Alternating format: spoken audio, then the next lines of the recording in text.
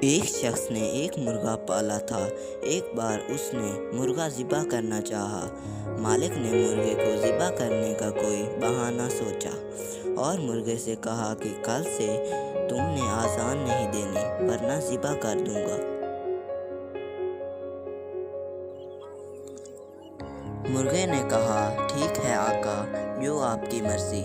صبح جو ہی مرغے کی آذان کا وقت ہوا تو مالک نے دیکھا کہ مرغے نے آذان تو نہیں دی، لیکن حسب عادت اپنے پروں کو زور زور سے پھڑپھڑایا۔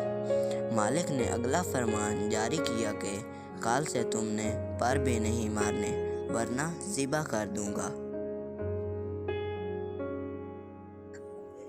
اگلے دن صبح آذان کے وقت مرغے نے حکم کی تعمیل کرتے ہوئے پر تو نہیں ہلائے، لیکن عادت سے مجبوری کے تحت گردن کو لمبا کر کے اوپر اٹھایا۔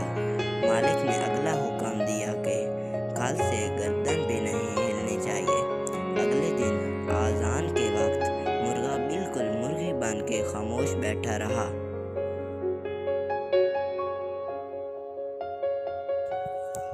مالک نے سوچا یہ تو بات نہیں بنی۔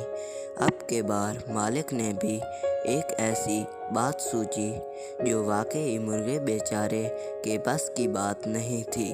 مالک نے کہا کہ کل سے تم نے انڈا دینا ہے ورنہ ذبح کر دوں گا۔ اب مرغے کو اپنی موت صاف نظر آنے لگی۔